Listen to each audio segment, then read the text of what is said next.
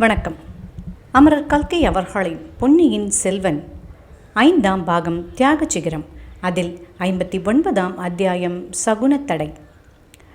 மரத்தடியில் ஒதுங்கி நின்ற படகை பார்த்ததும் வந்தியத்தேவன் அதிர்ஷ்ட தேவதை மறுபடியும் தன் பக்கம் வந்திருப்பதாக எண்ணி உற்சாகமடைந்தான். தனக்கு படகோட்ட தெரியாவிட்டாலும் கருத்திருமன் படகோட்டுவதை தொழிலாக கொண்டவன். அவனுடைய உதவியுடன் படகை தள்ளிக்கொண்டு வடவாற்று நீரோட்டத்தோடு சென்றால் அந்த ஆற்று வெள்ளம் கோடிக்கரைக்கு பாதி வழி வரையில் கொண்டு சேர்த்துவிடும். பார்த்தாயா கருத்திருமா, இந்த படகு ஆற்றில் அமிழாமல் மிதந்து வந்து நமக்காகவே காத்திருக்கிறது. உன்னுடைய படகோட்டும் திறமையை கொஞ்சம் காட்டினாயானால் பொழுது விடுவதற்குள் பாதி தூரம் போய்விடலாம். அப்புறம் குதிரை மேல் வருகிறவர்கள் கூட நம்மை பிடிக்க முடியாது என்றான் வந்தியத்தேவன். கருத்திருமன் சிறிது சந்தேக கண்ணுடன் சுற்றும் முற்றும் பார்த்தான். மரத்துக்கு பக்கத்தில் ஆற்றங்கரையில் மதில் சுவர் ஓரமாக மண்டி வளர்ந்திருந்த புதர்களுக்கு மத்தியில் ஏதோ அசைவது போல தோன்றியது. கருத்திருமன் ஒரு சிறிய கல்லை தூக்கி புதர்களுக்கு மத்தியில் எறிந்தான்.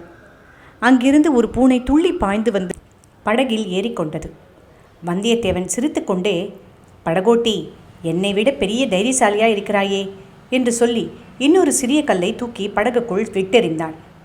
பூனை மறுபடி படகிலிருந்து வெளியே துள்ளி பாய்ந்து இவர்களை நோக்கி ஓடி வந்து 2 பேருக்கும் இடையில் புகுந்து ஓடியது.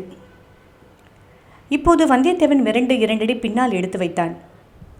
நீ ஒன்றும் என்னை விட தீரனாக தோன்றவில்லையே என்று ஏளனமாக கூறினான் கருத்திருமன். எனக்கு பூனை என்றால் பயம். அது என் மேலே பட்டாலே உடம்பெல்லாம் மயிர்கூச்சு உண்டாகும். நல்ல வேளை, அதுதான் போய்விட்டதே, வா போகலாம் என்றான் வந்தியத்தேவன்.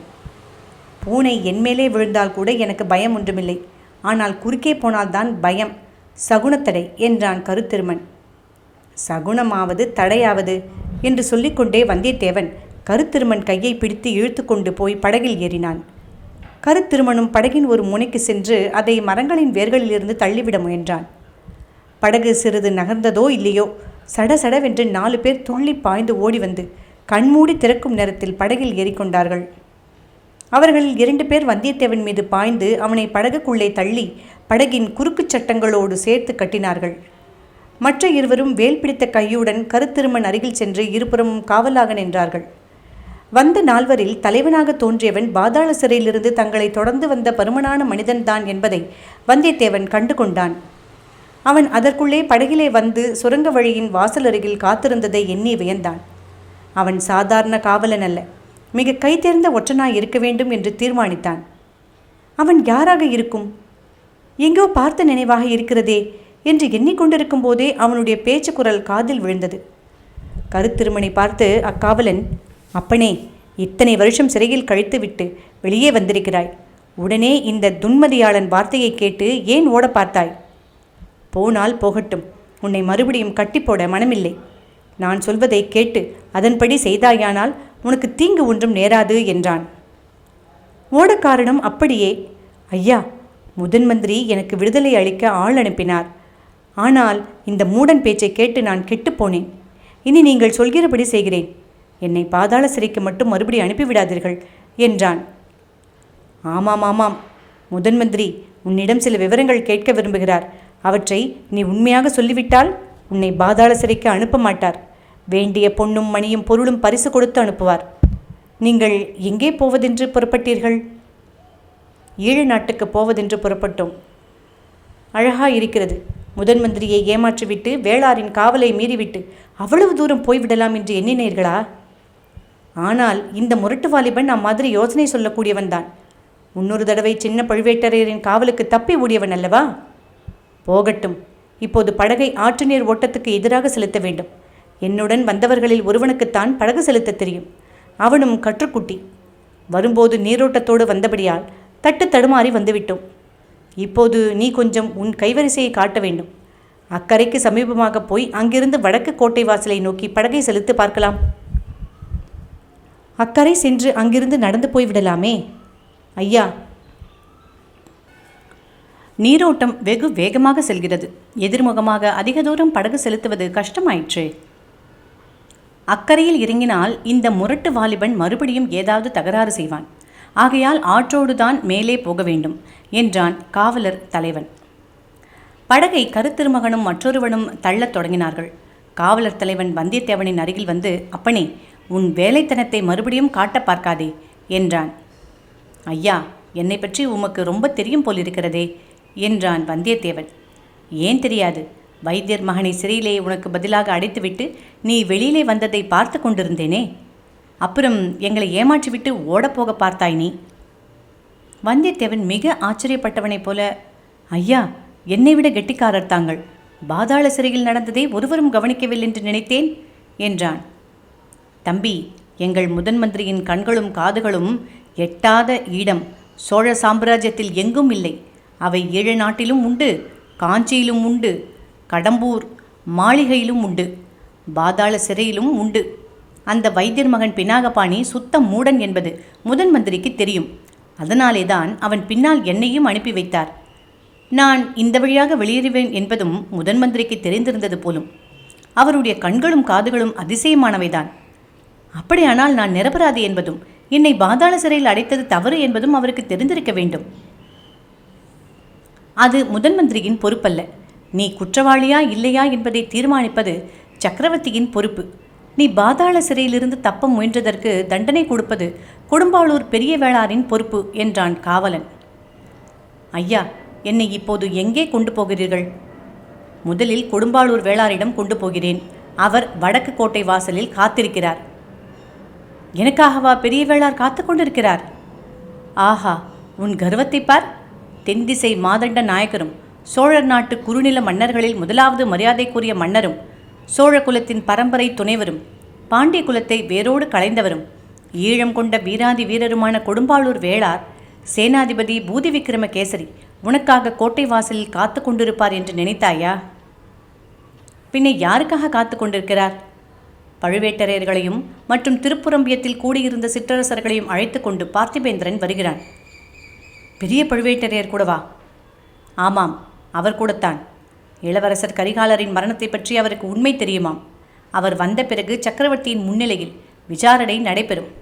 நீ குற்றவாளி அல்லவென்றால் அப்போது அதை நிரூபிக்க வேண்டும். வந்தியத்தேவன் இதை கேட்டு பெரும் கவலையில் ஆழ்ந்தான். பழுவேட்டரையர்களும் பார்த்திபேந்திரனும் சேர்ந்து தன் பேரிலேதான் குற்றத்தை சுமத்துவார்கள். கடவுளே, அந்த குற்றச்சாட்டுடனே சக்கரவர்த்தியையும் இளவரசர் அருள்மொழிவர்மனையும் எப்படி நிமிர்ந்து பார்ப்பது? என்ன சாட்சியத்தை காட்டி நான் குற்றவாளி அல்லவென்று நிரூபிக்க முடியும்? ஐயா, நான் தங்களுக்கு ஒரு தீங்கும் செய்யவில்லையே. என்னை தப்பி போகும்படி விட்டுவிடுங்கள். உண்மையில் நான் குற்றவாளி அல்ல. காலமான இளவரசருக்கு அத்தியந்த நண்பனாயிருந்தவன். சந்தர்ப்ப வசத்தினால் இத்தகைய பயங்கர குற்றம் சாட்டப்பட்டேன். தாங்கள் முதன் மந்திரியின் சேவகர். சிறையிலிருந்த பைத்தியக்காரனை கொண்டு வரும்படிதானே தங்களுக்கு முதன் மந்திரி கட்டளையிட்டார். இவனை அழைத்து போங்கள். என்னை விட்டுவிடுங்கள். உங்களுக்கு புண்ணியம் உண்டு என்று வந்தியத்தேவன் இரக்கமாக கேட்டான். உன்னை விட்டுவிட்டால் எனக்கு என்ன தருவாய் என்றான் காவலன். பின்னால் சமயம் வரும்போது பதிலுக்கு பதில் உதவி செய்வேன். அப்படி சமயம் வரப்போவதில்லை. வந்தாலும் உன் உதவி எனக்கு தேவையுமில்லை. இப்போது உடனே என்ன தருவாய் என்று சொல்லு. வந்தியத்தேவனுக்கு அவனுடைய அரைக்கச்சில் கட்டி கொண்டிருந்த பொற்காசுகளின் நினைவு வந்தது. உம்முடைய 2 கைகளும் நிறையும்படி பொற்காசுகள் தருவேன். ஆஹா, அப்படியா? பொற்காசுகளா? இங்கே காண்பி என்றான் காவலன். கொஞ்சம் என் கட்டுகளை தளர்த்திவிடு. அரைக்கச்சிலிருந்து எடுத்து காட்டுகிறேன் என்றான் வந்தியத்தேவன். மறுபடி உன் வேலைத்தனத்தை மட்டும் காட்டிவிடாதே என்று சொல்லிக்கொண்டே காவலன் குனிந்து வந்தியத்தேவனுடைய கட்டுகளை சிறிது தளர்த்தி விட்டான். வந்தியத்தேவன் அந்த காவலரின் முகத்தை உற்று பார்த்து கொண்டே அரைக்கச்சை அவிழ்த்து பொற்காசுகளை எடுத்து கொடுத்தான். அக்காசுகளை காவலன் கை நிறைய வைத்து கொண்டு, தம்பி, இக்காசுகளை பழுவேட்டரையின் பொக்கிஷத்திலிருந்து எடுத்து வந்தாயா அல்லது வார்ப்பட சாலையிலிருந்தே அழித்து கொண்டு வந்தாயா? உன் பேரில் இப்போது 3 குற்றங்களாயின. கொலை குற்றம் ஒன்று, சிறையிலிருந்து தப்பிய குற்றம் ஒன்று, ராஜ்ய பொக்கிஷத்திலிருந்து திருடிய குற்றம் ஒன்று. ஆக 3 குற்றங்கள். ஒவ்வொரு குற்றத்துக்காகவும் உன்னை தனித்தனியே கழுவில் ஏற்றலாம் என்றான். ஐயா, சோழ ராஜ்யத்துக்கு நான் எத்தனையோ சேவைகள் செய்திருக்கிறேன். பலமுறை தூது சென்றேன்.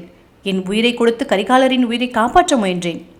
இந்த சில பொற்காசுகளை என் சேவைக்கு கூலியாக பெற எனக்கு உரிமை உண்டு. அதுவும் பிரயாண வசதிக்காகவே எடுத்துக்கொண்டேன் என்றான் வந்தியத்தேவன். இதையெல்லாம் நீ உன்னை விசாரணை செய்யும் போது சொல்லிக்கொள் என்றான் காவலன். அப்படியானால் நீர் என்னை கட்டவிழ்த்து விடப் போவதில்லையா என்று கேட்டான் வந்தியத்தேவன். கிழக்கில் உதிக்கும் சூரியன் மேற்கே உதித்தாலும், திருமாலை காட்டிலும் பரமசிவன் பெரிய தெய்வம் என்று ஏற்பட்டாலும் நான் சில பொற்காசுகளுக்காக ராஜ்யத்யோகம் செய்ய மாட்டேன் என்றான் காவலன். கருத்திருமன் என்ன செய்கிறான் என்று வந்தியத்தேவன் கடைக்கண்ணால் பார்த்து கொண்டான். அவன் தன்னை ஆர்வத்துடன் நோக்கிக் கொண்டு சமிக்ஞையை எதிர்பார்த்திருந்தவனாக தோன்றியதை கவனித்தான். உடனே அவ்வீர வாலிபன் ஏற்கனவே தளர்த்தி விட்டிருந்த கட்டுகளை இன்னும் சிறிது தளர்த்தி கொண்டு சட்டென்று அந்த காவனுடைய முகத்தில் இருந்த மீசையும் தலைக்கட்டையும் பிடித்து இழுத்தான். அவை அவன் கையோடு வந்துவிட்டன. சாக்ஷாத் ஆழ்வார்க்கடியான் காட்சி அளித்தான். வேஷதாரி வைஷ்ணவனே, நீதானா என்றான் வந்தியத்தேவன். ஆழ்வார்க்கடியான் தனது மீசையும் தலைப்பாகையும் காப்பாற்றிக் கொள்ள முயன்றபோது அவன் கையில் இருந்த பொற்காசுகள் சிதறி விழுந்தன. வந்தியத்தேவன் ஒரு நொடியில் தன் கட்டுகளிலிருந்து விடுபட்டு ஆழ்வார்க்கடியானை கீழே தள்ளினான். சற்று முன் தன்னை கட்டியிருந்த கயிற்றை போட்டு ஆழ்வார்க்கடியானை படகின் குறுக்கு சட்டங்களோடு சேர்த்து கட்டினான். அவன் அறையில் தரித்திருந்த வாளை அதன் உரையிலிருந்து இழுத்து எடுத்து கையில் ஏந்தி கொண்டான். வந்தியத்தேவன் இச்செயல்களில் ஈடுபட்டிருக்கையில் கருத்திருமன் சும்மா இருக்கவில்லை. அவன் அருகில் நின்ற காவலனை திடீரென்று தாக்கி ஆற்று வெள்ளத்தில் வீழ்த்தினான். அவன் நதி வெள்ளத்தில் போராடலானான். மற்ற இருவரில் ஒருவன் படகோட்டியை நோக்கியும் இன்னொருவன் வந்தியத்தேவனிடத்திலும் நெருங்கினார்கள். இருவரும் பயத்துடன் தயங்கி தயங்கியே வந்தார்கள். வந்தியத்தேவன் அவனை நோக்கி வாளை வீசிக்கொண்டு முன்னால் சென்றதும் அவ்வீரன் தானாகவே வெள்ளத்தில் குதித்து விட்டான். இன்னொருவனை இதற்குள் கருத்திருமன் தன் கையிலிருந்து துடுப்பினால் ஓங்கி அடித்து படகில் வீழ்த்தினான். இருவரும் சேர்ந்து அவனையும் குறுக்குச் சட்டத்தில் கட்டி போட்டார்கள். படகு நதி வெள்ளத்தோடு போய்க் கொண்டிருந்தது. வெள்ளத்தில் விழுந்த இருவரும் அக்கறையை நோக்கி நீந்தி செல்ல முயன்று கொண்டிருந்தார்கள். வந்தியத்தேவன் ஆழ்வார்க்கடியான் அருகில் சென்று, வீர வைஷ்ணவ சிகாமணியே, இப்போதென்ன சொல்கிறாய் என்று கேட்டான். என்னத்தை சொல்வது? எல்லாம் நாராயணமூர்த்தியின் செயல். கட்டுகிறவனும் அவன், கட்டப்படுகிறவனும் அவன், தள்ளுகிறவனும் அவன், தள்ளப்படுகிறவனும் அவன். தூணிலும் உள்ளான், துரும்பிலும் உள்ளான், உன் கை வாளிலும் உள்ளான், என் தோளிலும் உள்ளான். அப்படியானால் இந்த ஆற்று வெள்ளத்திலும் உள்ளான். உன்னை கட்டி தூக்கி இந்த வெள்ளத்தில் போட்டுவிடலாம் அல்லவா? பிரகலாதனை கல்லுடன் சேர்த்து கட்டி கடலில் போட்டார்கள். அவனை நாராயணமூர்த்தி காப்பாற்றி கரை சேர்க்கவில்லையா? அப்படி பகவான் வந்து என்னை கரை சேர்க்க முடியாவிட்டால் சாக்ஷாத் வைகுண்டத்துக்கு நேரே அழைத்துக் கொள்கிறார் என்றான் ஆழ்வார்க்கடியான். இதை கேட்ட வந்தியத்தேவன் சிறிது யோசித்துவிட்டு, இதோ பார், நீ சில சமயம் என் உயிரை காப்பாற்றியிருக்கிறாய். என்ன எண்ணத்துடன் காப்பாற்றினாயோ தெரியாது. எப்படி இருந்தாலும் உன்னை நான் கொல்ல விரும்பவில்லை. ஆயினும் உன் உயிரை காப்பாற்றுவதாய் இருந்தால் எனக்கு ஒரு உதவி நீ செய்ய வேண்டும் என்றான். அப்பனே, பரோபகாரம் இதம் சரீரம் என்ற கொள்கை உடையவன் நான். என்ன உதவி உனக்கு தேவையோ கேள். கட்டை அவிழ்த்துவிட்டால் செய்கிறேன் என்றான் திருமலை. உன் சரீரத்தினால் உதவி எனக்கு இப்போது தேவையில்லை. எனக்கும் இவனுக்கும் 2 குதிரைகள் வேண்டும். எதற்காக என்று கேட்கிறாயா? தப்பிச் செல்வதற்குத்தான். அதற்கு ஏதேனும் வழி சொன்னால் உன்னை இப்படியே படகில் மிதக்க விட்டுவிட்டு நாங்கள் கரையில் இறங்கி விடுகிறோம்.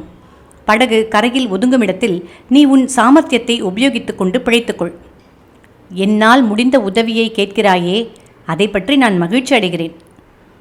குதிரைகள் கிடைக்க எனக்கு வழி சொல்ல முடியுமா? முடியும். உங்கள் 2 பேருக்கும் 2 குதிரைகள் இருக்கும் இடம் எனக்கு தெரியும். வாணியம்மை வீடு உனக்கு தெரியுமல்லவா? எந்த வாணியம்மை?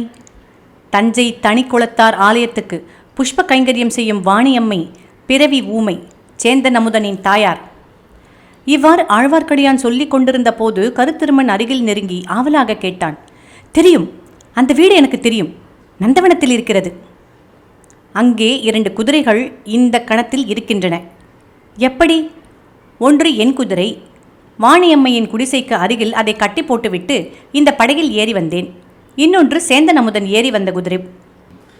பாவம், அமுதன் குதிரை ஏறி வழக்கமில்லாதவன். வழியில் அந்த முரட்டு குதிரை அவனை கீழே தள்ளிவிட்டது. முன்னமே ஜுரத்தினால் பலவீனம் அடைந்திருந்தான். கீழே விழுந்த அதிர்ச்சியால் மறுபடியும் படுத்துவிட்டான். பிழைத்தால் புனர்ஜென்மம் என்று சொல்கிறார்கள். ஆகையால் குதிரை இனி அவனுக்கு தேவையிராது. வந்தியத்தேவன் மிக்க கவலையுடன் அவனை கவனிக்க அங்கே யார் இருக்கிறார்கள் என்றான். அவனுடைய தாயாரும் பூங்குழலியும் இருக்கிறார்கள் என்றான் திருமலை. கருத்திருமன் திடீரென்று அச்சம்பாஷணையில் பிரவேசித்து எந்த தாயார் என்று கேட்டான். இருவரும் ஒரு கணம் அவனை ஏறிட்டு பார்த்தார்கள். என்ன கேட்டாய் என்றான் ஆழ்வார்க்கடியான். சேந்தன் அமுதன் உயிருக்கு அபாயம் என்னும் செய்தி பெரிய பிராட்டி செம்பியன் மாதேவிக்கு தெரியுமா என்று கேட்டேன். ஆமாம், செம்பியன் மாதேவி தான் அவர்களுக்கு புஷ்ப கைங்கரியத்துக்கு மானியம் கொடுத்து ஆதரித்து வருகிறார். ஆனால் அரண்மனையை சேர்ந்தவர்கள் எல்லோரும் இப்போது கரிகாலர் மரணத்தினால் ஏற்பட்ட துயரத்தில் மூழ்கி கிடக்கிறார்களே, அமுதனை எங்கே கவனிக்கப் போகிறார்கள்?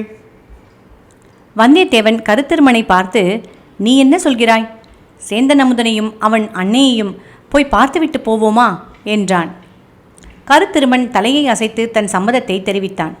அப்படியானால் படகை கரையை நோக்கி செலுத்து என்று வந்தியத்தேவன் கூறிவிட்டு ஆழ்வார்க்கடியானை பார்த்து, வைஷ்ணவனே, இதில் ஏதாவது உன் சூழ்ச்சி தந்திரத்தை காண்பித்திருந்தாயோ?